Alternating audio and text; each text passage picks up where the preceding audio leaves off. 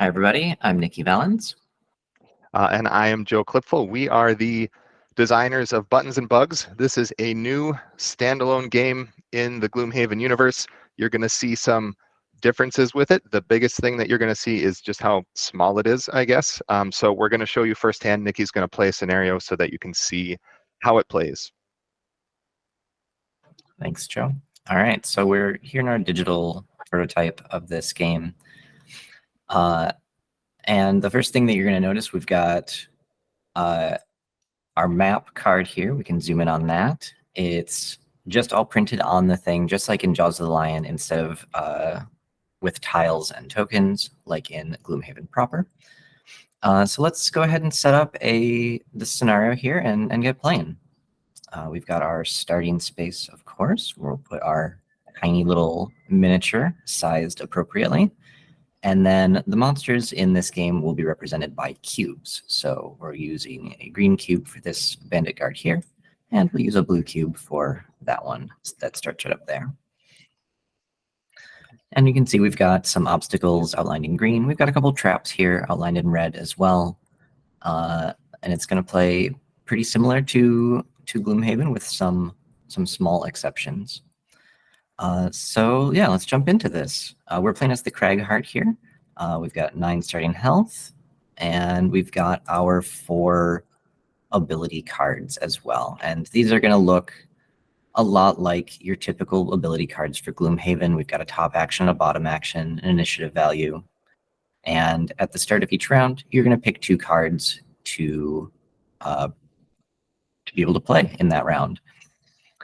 So let's take a look here and start to strategize. So we've got these 2 bandits that we're wanting to deal with. There's a couple of traps here that we might be able to get them to be pushed into or something like that. I think what we're going to do to start us off is I'd like to use this explosive punch. And I think the other card that I would like to use is our rock slide. So I'm going to take both of these. We're just going to slide them up. Those are going to be our chosen cards for the round. Just like in Gloomhaven, you choose one of these as a leading card. In this case, I'll choose the explosive punch. It has the 28 initiative there, so that'll be the initiative value that I'm going to be playing at during this round. We'll see what our bandit guards are going to be up to. In order to figure out their actions for the round, I'm going to roll our custom die that comes with the game. So we'll have a minus, a circle, or a plus on it. We'll just give that a roll. All right, they've got a minus this turn. So we'll take a little cube, and we'll just place it on the minus section of their card there, just as a reminder of which actions they're going to be taking.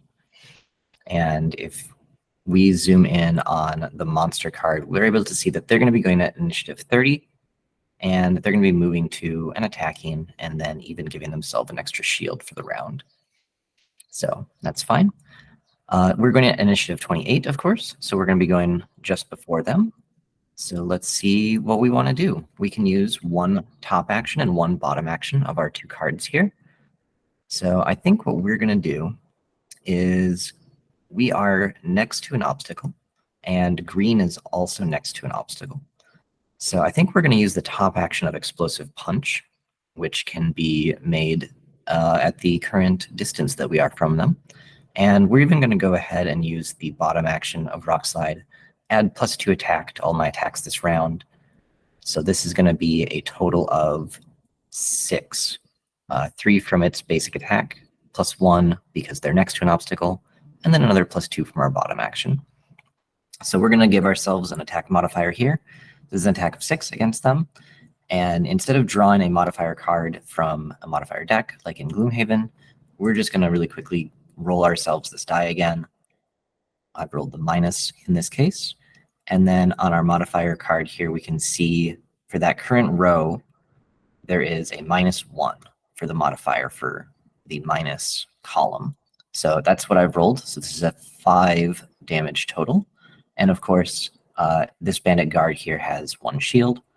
So we're doing only 4 damage in total to green. And we will mark their health with a green cube as well. And I'll go ahead and mark the blue ones starting health of 8. So we're doing 4 damage to this. So we'll move it from 4 to 8. From 8 to 4, rather. And there we go. That's our first turn.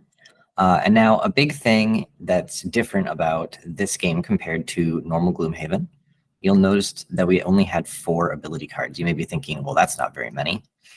But we have something extra that happens in this game. Instead of just discarding these cards right away once you've used them, if they are an A side card, so you see right up here in the top corner, it says that it's an A. Whenever you use one of these, instead it just flips over to its B side and gets returned to our hand. When we use a B side card, that will get discarded as normal. So we'll just rearrange our hand here into initiative order again. All right, so that was our turn. We did some nice damage to Bandit Guard Green, and then they're going to get to go. So they're going to do a move 2 and try to attack. So Green is going to move up 2 spaces. It's going to attack us for 1, just like we rolled for our modifier on our attack. They're going to do the same thing, but they've got their own deck that they're using here. So they've rolled a neutral first, so that's a +0. We'll move this down 1 step. Every time we use a row of the modifier card, we just move that cube to track it. So they did 1 damage to us. So we'll mark that here. We're down to 8 now from 9 of our starting health. And then it will be the blue guard's turn. It's going to move 2 spaces toward us as well, and just kind of end up standing right there. Nice and easy. Okay. That's the end of the first round, so we get to jump in and try to figure out another round here. Let's see, what do we want to do this time? We've put some damage into green already. Blue is kind of creeping up on us and might get to attack us soon here. We do have a push available on our crater here. We could try to push one of these guards into a trap, perhaps. But I think what I'm going to do is we're actually going to use the probably the bottom action of Crater and the top action of Kinetic Assault. We'll see if we can get 2 nice attacks in here, and that gives us some flexibility as well. Yeah, so we'll go with the 19. We'll roll for the Bandit Guards. They're going to go at that 30 again. Same actions they performed last turn. All right, so we're beating them in initiative at 19. So let's see what we want to do here. I think the first thing that we're going to do is we're going to perform the top action of our Kinetic Assault. We don't actually need to move, so we'll just stay in this spot, but we'll get to do that attack 3 against green here. Do our roll. All right, we've rolled a -1 this time. We'll move this down once again. So this would do 2 damage. However, the guard has shield 1, so this does only 1 damage. This card will get flipped over to its B side and added back into our hand because we've used it. And then we'll do the bottom action of our crater here. So this gives us jump and an attack. Now, I don't want to get pincered between these 2 and take attacks from both of them. So I'm actually going to be using this jump to just move right in here behind the green guard. And if I have Earth that I can spend, I can do an attack 3. So let's talk about elements for just a second. So in Gloomhaven proper, when you infuse an element, it hangs around for a couple of turns, and you can use it during that time. It works slightly differently here in Buttons and Bugs. In this case, an element is available if it is visible on any of the cards in your hand or your chosen cards or your active area. So in this case, our Rumbling Advance over in our hand, that one has the Earth icon on it. So that is available for us to spend for this turn. But we can go ahead and make our attack 3 by spending that Earth. And let's give ourselves a little roll here. Oop, another minus. We're rolling all the minuses today. So that's a miss, no damage to our bandit. And then since this is a B-side card, this one is actually discarded. So we'll just put that off to the side of our character mat. So Nikki, if I can interrupt you, how many, with the new 4-card hand and the double-sided cards, how many rounds do you think people could expect a scenario to go, and how long would it take? Yeah. So because there's only the 4 cards, but you do get the A and the B side, there's a much shorter limit to how long a scenario can go on. Generally speaking, you'll have at most 9 rounds to actually finish the goal of the scenario. But if you're doing well, you'll typically play through a scenario in, 4 to 8 rounds instead of having to go all the way to the last moment. And that can usually take 20 to 30 minutes for a full scenario. So they're pretty quick scenarios compared to the full Gloomhaven scenarios. And of course, this is a solo experience, so you wouldn't have to be explaining all of the things that you're doing, and it goes a lot quicker when you're just playing on your own once you're used to the mechanics. Sure. Great question. All right. So the bandit guards, they're going to get to do their moves and attacks again. Green is already standing next to me. It'll get to do an attack 1. It is going to do 1 more damage to me. And then blue is just going to move a couple spaces up again and cannot quite get to me yet. Okay. So let's go for our next round here. Now, you'll notice in my hand that there's 2 B cards and an A card. There's flexibility here, of course. You could still select the 2 B cards for the turn if you wished, but because they're B cards, they will end up getting discarded, and then you only have 1 card left in your hand. And as a result, you would have to then rest. So what I'm going to do instead is I really want to use this A card so that I make sure I give myself as much time as possible. And as it happens, they've kind of clumped up here. So my AoE is going to be a nice, effective hit against them. I'm going to keep my Earth available for next turn as well. So I'll use the Rock Tunnel as my other card. All right, so we're going to be going at a 41 for this round. Let's see how the guards are doing. They've rolled a plus this time, so they're going to be going at initiative 70. Okay, we are going before them yet again. So we've got a ranged attack on our Dirt Tornado here, and I don't want to have disadvantage on the attack against green. So I'm actually going to use the move action of Rock Tunnel. We're just going to take 1 step back. We're kind of cornering ourselves against this trap, but hopefully that doesn't come back to bite us. And then we're going to go ahead and use the Dirt Tornado. So this would be an attack 1. Of course, I can get both of them in that area. And I can even use the Earth that's available on Rumbling Advance to make this an attack 2. So let's see how this goes. We'll attack green first, I think. So this is an attack 2 against green. I've rolled a +0. So they'll block 1 damage with their shield and take 1. And we will do the same attack 2 against blue as well. I've rolled another +0. So blue will also take a single damage. And then also, we notice that there's a muddle icon on this Dirt Tornado, so this is going to muddle both of these enemies here, so that they'll be a little bit weaker against me with their attacks this turn. Okay, so what are they doing at initiative 70? Looks like they've got a move 2 and an attack 2. So green is going to go first. Green will step up 1 space and get to attack me for 2. It is muddled this turn, so it has to roll the die twice, take whichever result is worse. A plus, that's not very bad, but a neutral at least. Okay. Gets a +0. I'll take 2 damage. And then blue is also going to try to come get me.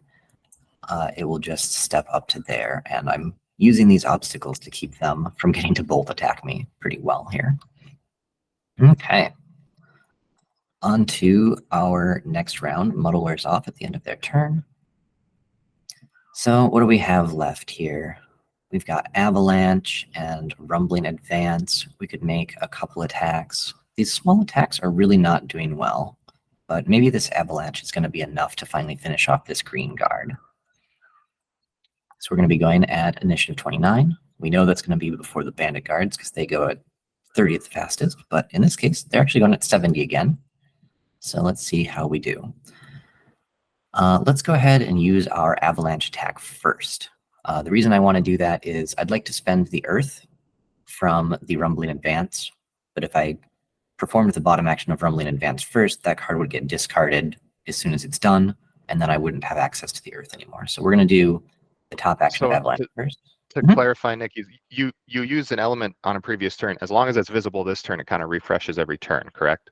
That's right. Yeah, it comes back every single turn. So essentially each element icon that's visible, it can get spent once per round.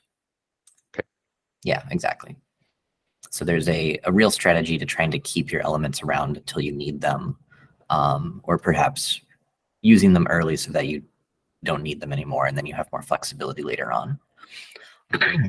Okay, so we're doing an attack 4 against the green guard here. I rolled the minus yet again. This is the most minus you'll ever roll. All right, it's at 1. So that card is discarded. And we are left with our Rumbling Advance. Luckily, we have an attack on the bottom action of our Rumbling Advance here. So let's see if this can finally finish off green for us. It's an attack 2. As long as we don't roll this minus, we'll be good. Hey, there's a +0. So that'll finally get that 1 extra damage through. That'll be enough to defeat the green guard and remove it from play. On the blue guard's turn, it's going to move up to us, and it's going to attack us for 2. There we go. Get some minuses for the guards as well. Excellent. Spread those minuses around. It does 1 damage to us. And we're out of cards, so we're going to have to do a rest here. Just like in Gloomhaven, you can do either a short rest that would happen right here between the 2 rounds. To do that, you would just lose a random card from your discard pile and get all the rest back to your hand on their A side. Or you can also do a long rest. This would take up your turn for that round. You act at initiative 99, but you get to choose which card is lost, and you'll also recover 2 health. So there's some good trade-offs between the 2 options. I'm actually going to take a long rest, so we'll see what the guard is going to be up to while I'm doing this. It's going to roll the minus. So it's going to be attacking me for 1 this turn. Not that bad. Let's see how it does. It does 1 damage to me. So we are at going to end up being a net gain of health. So let's see. Do our long rest at initiative 99 here. We're going to gain 2 health. And let's see which of these cards we don't want anymore. Well, we've got a nice, strong explosive punch. That one seems very good against this. Where was that push that I had access to? That was over here on the crater.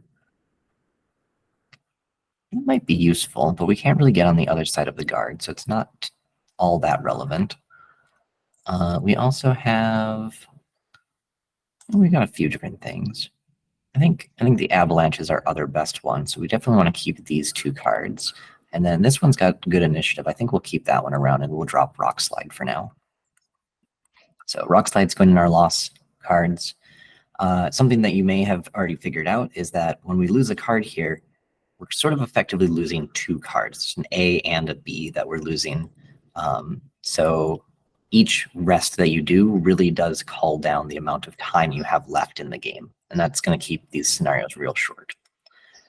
All right, let's see. We want to do this nice explosive punch. And 28 is already faster than the guards are going to be anyway, so we can use the Dirt Tornado as our other card here. So let's go ahead and do this. Roll for the guards, of course. They're going to go at 30 again. We're beating them here. So we're going to do an explosive punch. So this is an attack 3. It does 1 extra damage if they're next to an obstacle, which they are. And if I'm next to an obstacle, which I am, I can do this attack at a sort of pseudo-ranged attack, but we don't even need to care about that. So it's just an attack 4. We'll give it a nice roll. Hey, there we go. Hey. +2. That's going to do some big damage. So this is a 6 total. They'll block 1 of it with their shield. So they're taking 5. They go all the way down to 2 health. That'll make up some time from earlier.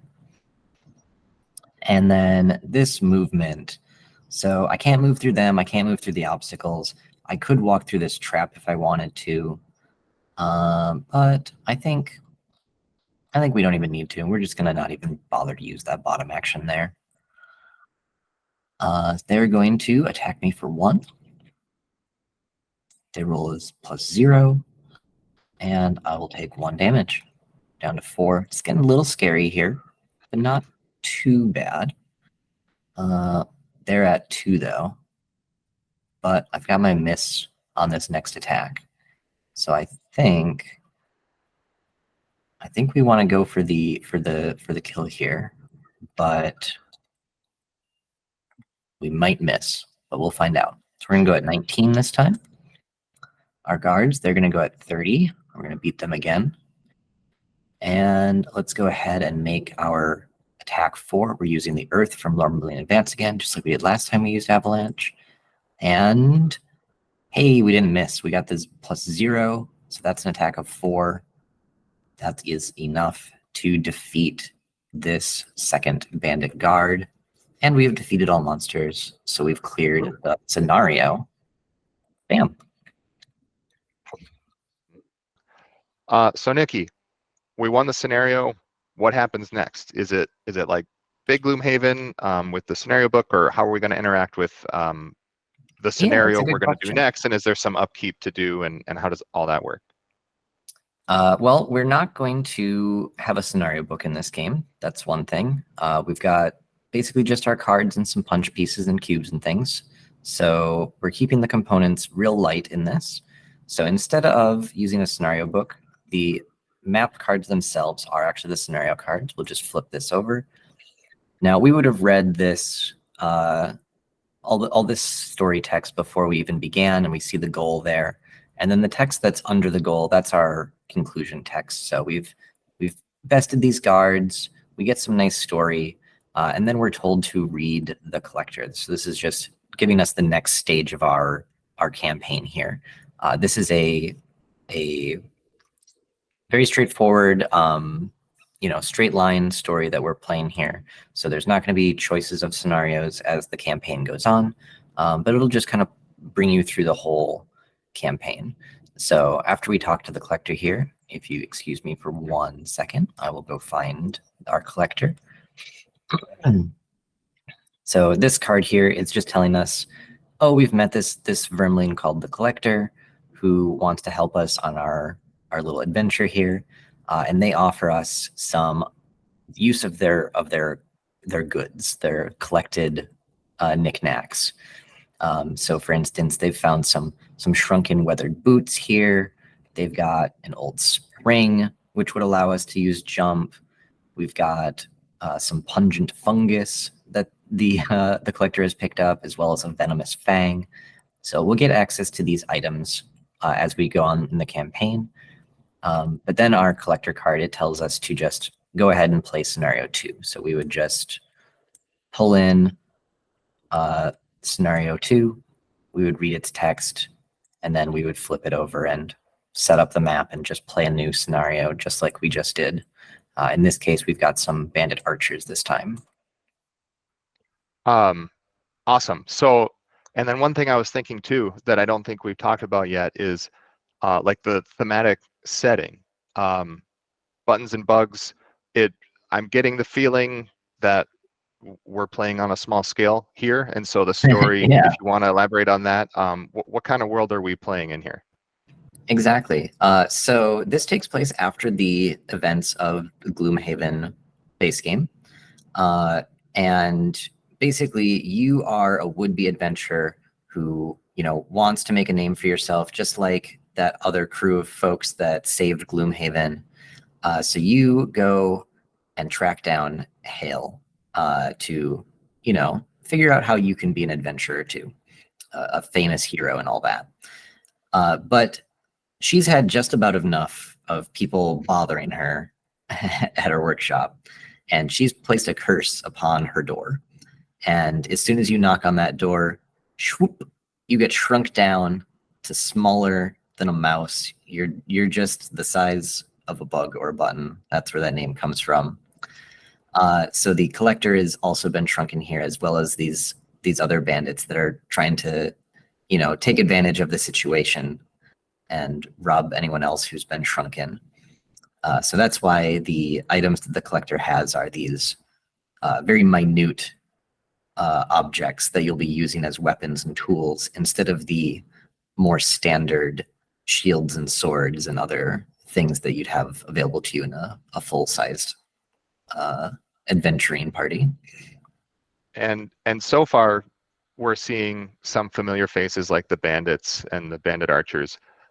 In this shrunken world, though, I imagine we're gonna maybe encounter some things that are still full size. They haven't been shrunk, but might be a little more threatening than they used to seem. Absolutely.